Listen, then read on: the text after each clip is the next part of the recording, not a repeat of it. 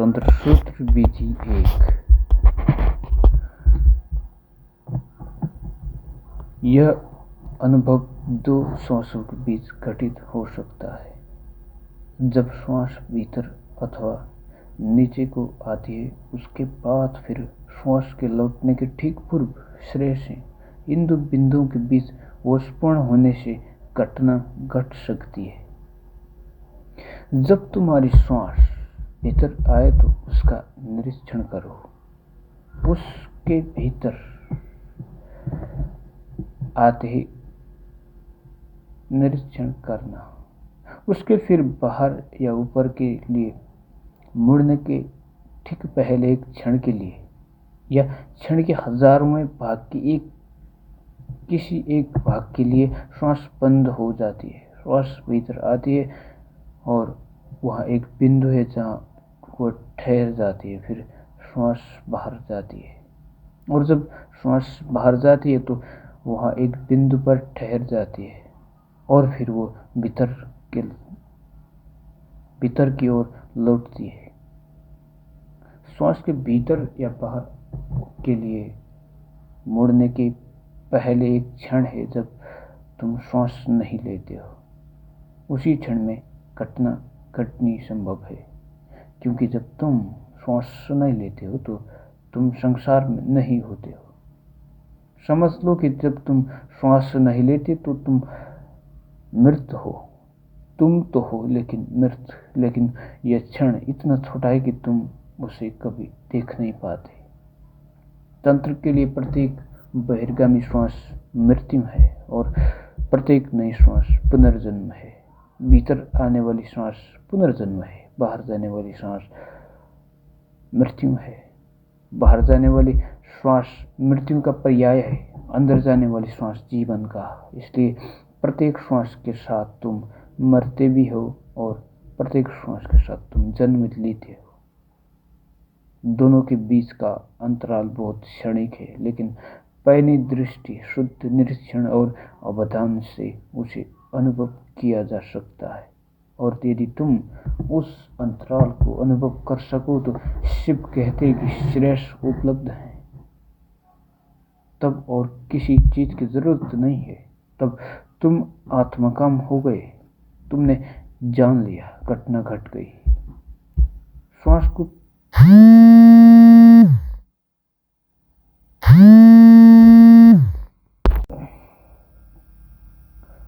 Let me stop out.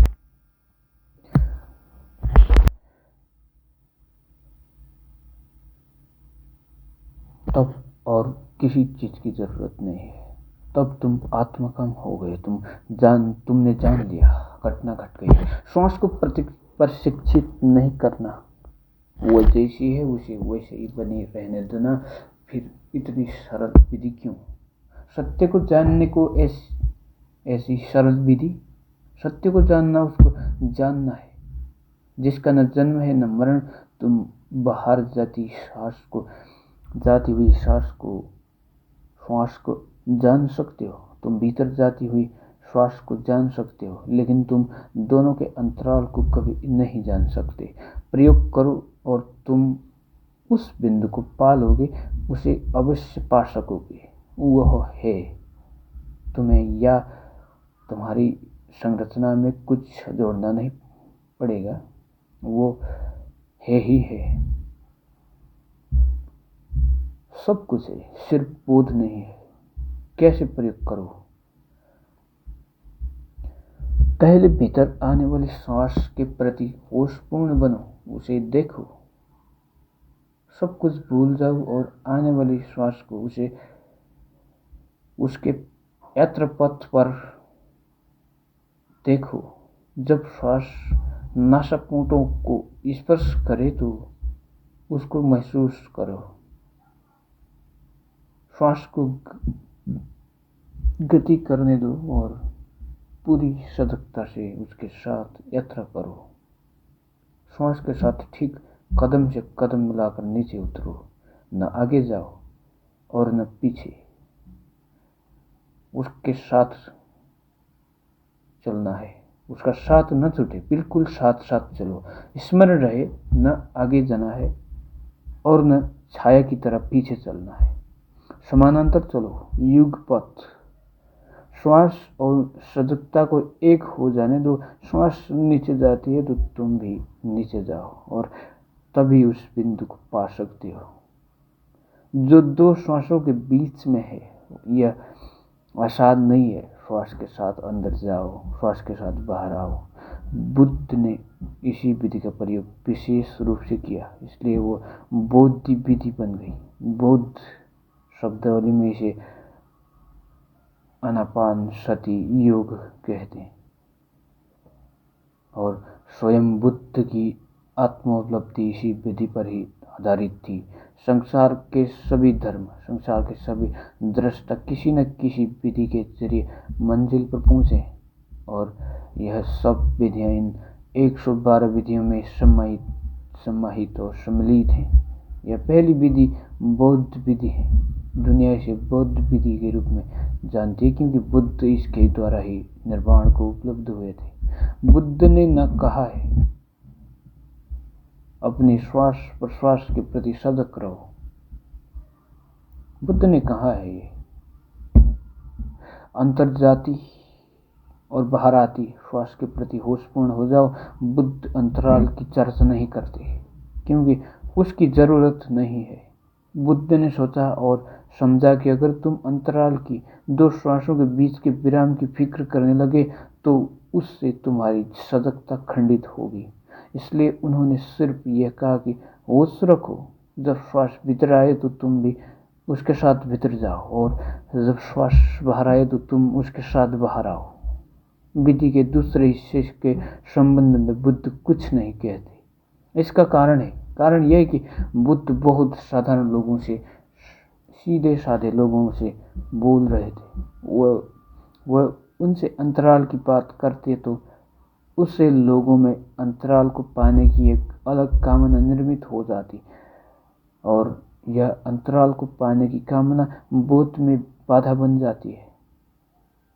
क्योंकि अगर तुम अंतराल को पाना चाहते हो तो तुम आगे बढ़ जाओगे, श्वास भीतर आती रहेगी और तुम उसके आगे निकल जाओगे क्योंकि तुम्हारी दृष्टि अंतराल पर है जो भविष्य में है। बुद्ध कभी इसकी चर्चा नहीं करते, इसलिए बुद्ध की विधि आदि है, लेकिन दूसरा हिस्सा अपने आप ही चला आता है। अगर तुम श्वास के प्रति सजगता का बोध का अभ्यास करते गए तो एक दिन अनजाने में ही तुम अंतराल को पा सकोगे क्योंकि जैसे जैसे तुम्हारा बोध तीव्र, गहरा और सघन होगा, जैसे जैसे तुम्हारा बोध स्पष्ट आकार लेगा, जब सारा संसार भूल जाएगा, बस श्वास का आना जाना ही एकमात्र बोध रह जाएगा। तब अचानक तुम उस अंतराल को अनुभव करोगे जिसमें श्वास नहीं है।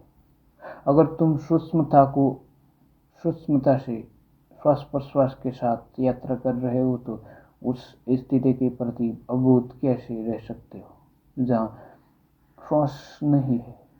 वो क्षण आ ही जाएगा जब तुम महसूस करोगे कि अब श्वास न जाती है न आती है, श्वास क्रिया बिल्कुल ठहर गई है और उसी ठहराव में श्रेयस का वास है। यह एक विधि लाखों करोड़ों लोगों के लिए पर्याप्त है। सदियों तक समूचा एशिया इसी एक विधि के साथ जिया और उसका प्रयोग करता रहा। तिब्बत, चीन, जापान, बर्मा, श्याम, श्रीलंका, भारत को छोड़कर समस्त एशिया सदियों तक इसी विधि का एक उपयोग करता रहा और इस एक विधि के द्वारा हजारों व्यक्तिगत ज्ञान ऊपर उठ गया। सबको, इतने लोगों को ज्ञान को उपलब्ध, इतने लोग ज्ञान के उपलब्ध हो गए और यह पहली ही विधि है। दुर्भाग्य की बात की ऐसी क्योंकि यह विधि बुद्ध के नाम से संबंध हो गई, इसलिए हिंदू इसे बसने की चेष्टा में लगे रहे क्योंकि यह बौद्ध विधि की तरह बहुत प्रसिद्ध हुई। हिंदू इसे बिल्कुल भूल गए।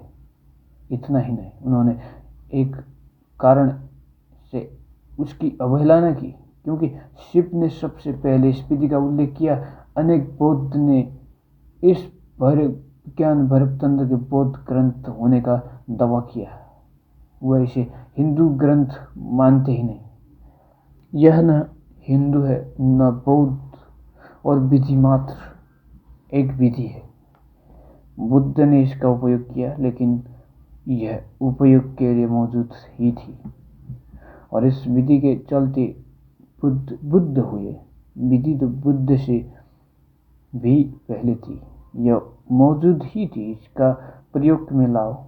यह सरलतम विधियों में से है अन्य विधियों की तुलना में। मैं यह नहीं कहता कि यह विधि तुम्हारे लिए सरल है, अन्य विधियां अधिक कठिन होंगी। यही कारण है कि पहली विधि की तरह इसका उल्लेख हुआ है। ये एकदम सरल है। विज्ञान भैरव तंत्र सूत्र भाग 1। तंत्र सूत्र विधि 2। ओशो। जब श्वास नीचे से ऊपर की ओर मुड़ती है, और फिर जब श्वास ऊपर से नीचे की ओर मुड़ती है, इन दो मोड़ों के द्वारा उपलब्ध हो। मोड़ है दो, और इन दो मोड़ों को देख के तुम उपलब्ध हो जाओगे। थोड़े फर्क के साथ यह विधि वही है, और अब अंतराल पर न होकर मोड़ पर है। बाहर जाने वाली और अंदर आने वाली श्वास एक वर्तुल बनाती है। याद रहे, वह समानांतर रेखाओं की तरह नहीं है। हम सदा सोचते हैं कि आने वाली श्वास और जाने वाली श्वास दो समानांतर रेखाओं की तरह है, मगर वह ऐसी नहीं है। भीतर आने वाली श्वास आधा वर्तुल बनाती है, और शेष आधा वर्तुल बाहर जाने वाली श्वास बनाती है। इसलिए पहले इस विधि को समझ लो कि श्वास और प्रश्वास मिलकर एक वर्तुल बनाती है, और वह समानांतर रेखाएं नहीं है, क्योंकि समानांतर रेखाएं कभी मिलती ही नहीं। दूसरी यह कि आने वाली और जाने वाली श्वास दो नहीं है, वह एक ही है। वही श्वास भीतर आती है और बाहर भी जाती है, इसलिए भीतर उसका कोई मोड़ अवश्य होगा। वो कहीं जरूर मुड़ती होगी। कोई बिंदु होगा जहाँ आने वाली श्वास जाने वाली श्वास बन जाती होगी। लेकिन मोड़ पर इतना दूर क्यों है?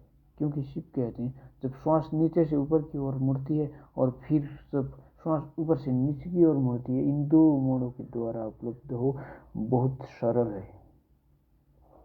लेकिन शिव कहते हैं कि मोड़ों को प्राप्त कर लो और आत्मा को उपलब्ध हो जाओ। लेकिन मोड़ क्यों?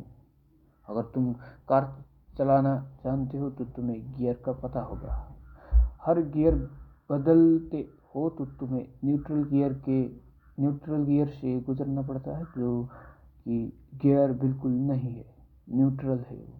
तुम पहले गियर से दूसरे गियर में जाते हो और दूसरे से तीसरे गियर में, लेकिन सदा तुम न्यूट्रल गियर से होकर जाते होगे।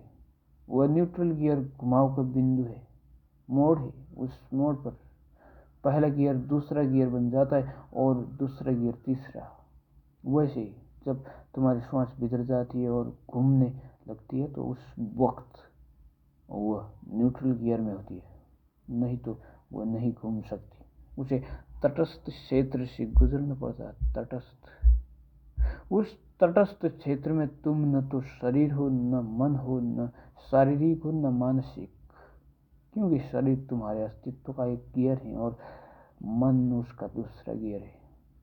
तुम एक गियर से दूसरे गियर में गति करते हो, इसलिए तुम्हें एक न्यूट्रल गियर की जरूरत है, जो न शरीर हो और न मन हो। उस तटस्थ क्षेत्र में तुम मात्र अस्तित्व, शुद्ध सरल, अशरीरी और मन से मुक्त। यही कारण है कि घुमाव बिंदु पर, मोड़ पर इतना जोर है। मनुष्य एक यंत्र है, बड़ा और बहुत जटिल यंत्र। तुम्हारे शरीर और मन में भी अनेक गियर हैं। तुम्हें उस महान यंत्र रचना का बोध नहीं है, लेकिन तुम एक महान यंत्र हो, और अच्छा है कि तुम्हें उसका बोध नहीं है, अन्यथा तुम पागल हो जाओगे। शरीर ऐसा विशाल यंत्र है कि वैज्ञानिक कहते हैं, अगर हमें शरीर के समानांतर एक कारखाना निर्मित करनी पड़ी तो उसे 4 वर्ग मील जमीन की जरूरत होगी, और उसका शोरगुल इतना भारी होगा कि उससे 100 वर्ग मील भूमि प्रभावित होगी। शरीर एक विशाल यांत्रिक रचना है, विशालतम। उसमें लाखों लाख कोशिकाएं हैं, और प्रत्येक कोशिकाएं जीवित हैं। तुम 7 करोड़ कोशिकाओं के एक विशाल नगर में हो। तुम्हारे भीतर 7 करोड़ नागरिक बसते हैं, और सारा नगर बहुत शांति और व्यवस्था में चल रहा है। प्रतिक्षण यंत्र रचना काम कर रहा है, और वह बहुत जटिल है। कई स्थलों पर इन विधियों का तुम्हारे शरीर और मन की एक रचना के साथ वास्ता पड़ेगा, लेकिन याद रखो कि सदा ही जो जोर उन बिंदुओं पर रहेगा जहां तुम अचानक यंत्र रचना के अंग नहीं रह जाते हो। जब एकाएक तुम यंत्र रचना के अंग नहीं रहते, तो यही क्षण है जब तुम गियर बदलते हो। उदाहरण के लिए, रात जब तुम नींद में उतरते हो तो तुम्हें गियर बदलना पड़ता है। कारण यह है कि दिन में जागी हुई चेतना के लिए दूसरे ढंग की रचना, यंत्र रचना की जरूरत रहती है। तो मन का भी एक दूसरा भाग काम करता है, और जब तुम नींद में रहते हो, उतरते हो, तो वह भाग निष्क्रिय हो जाता है और अन्य भाग सक्रिय होता है। उस क्षण वहाँ एक अंतराल, एक मोड़ आता है, एक गियर बदला। फिर सुबह जब तुम जागते हो तो गियर बदलता है। तुम चुपचाप बैठे हो और अचानक कोई कुछ कह देता है और तुम क्रुद्ध हो जाते हो। तब तुम भिन्न गियर में चले गए। यही कारण है कि सब कुछ बदल जाता है। तुम क्रोध में हुए, श्वास क्रिया बदल जाएगी, वह अब अस्त व्यस्त हो जाएगी। तुम्हारी श्वास क्रिया में कंपन आ जाएगा, किसी चीज को चूर चूर कर देना चाहेगा ताकि यह घटना, ये घुटन चली जाए। तुम्हारी श्वास क्रिया बदल जाएगी, तुम्हारे खून की लय दूसरी होगी, शरीर में और ही तरह का रस द्रव्य सक्रिय होगा, पूरी ग्रंथि व्यवस्था ही बदल जाएगी। क्रोध में तुम दूसरे ही आदमी बन जाते हो। एक कार खड़ी है, तुम उसे स्टार्ट करो, उसे किसी गियर में न डालकर न्यूट्रल गियर में छोड़ दो। गाड़ी हिलेगी, कांपेगी, लेकिन चलेगी नहीं, वह गर्म हो जाएगी। इसी तरह क्रोध में नहीं कुछ कर पाने के कारण तुम गर्म हो जाते हो। यंत्र रचना तो कुछ करने के लिए सक्रिय है, और तुम उसे कुछ करने नहीं देते तो उसका गर्म हो जाना स्वाभाविक है। तुम एक यंत्र रचना हो, लेकिन मात्र यंत्र रचना नहीं हो, उससे कुछ अधिक हो। उस अधिक को खोजना है। जब तुम गियर बदलते हो तो भीतर सब कुछ बदल जाता है।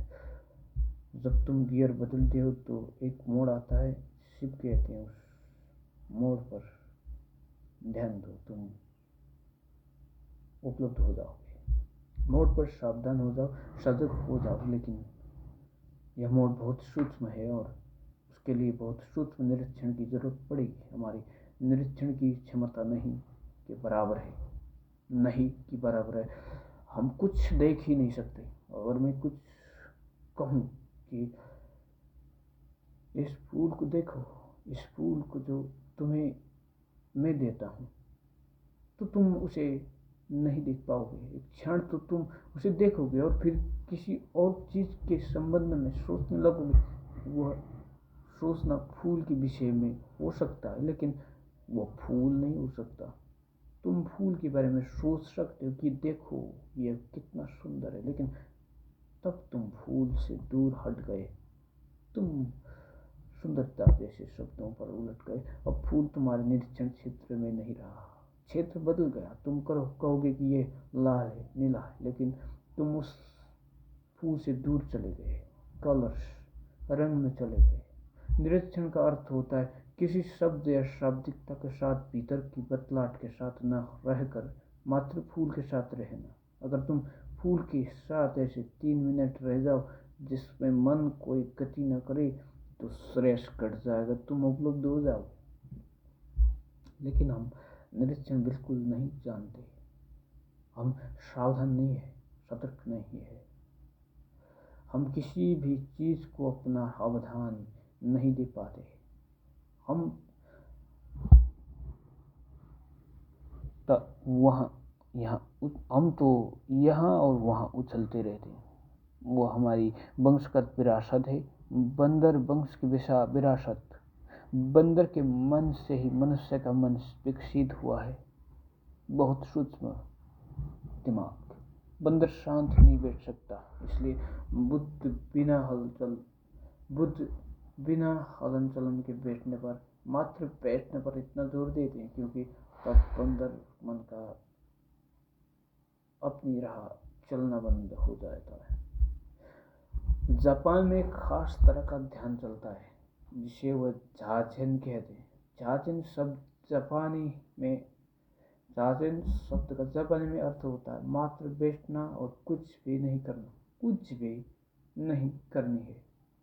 मूर्ति की तरह वर्षों बैठे रहना, मृत्युवत अचल। लेकिन मूर्ति की तरह वर्षों बैठने की जरूरत क्या है? अगर तुम अपने श्वास के घुमाव को अचल मन से देख सको तो प्रवेश पा जाओगे, तुम स्वयं में प्रवेश पा जाओगे। अंतर के भी पार प्रवेश पा जाओगे। लेकिन ये मोड़ इतने महत्वपूर्ण क्यों? ये महत्वपूर्ण है क्योंकि मोड़ पर दूसरे दिशा में घूमने के लिए श्वास तुम्हें छोड़ देती है। जब वो भीतर आ रही थी तो तुम्हारे साथ थी भीतर, जब वो बाहर जाएगी तो तुम्हारे साथ ही होगी। लेकिन घुमाव बिंदु पर न वो तुम्हारे साथ है और न तुम उसके साथ हो। उस क्षण में श्वास तुमसे भिन्न और तुम उससे भिन्न हो।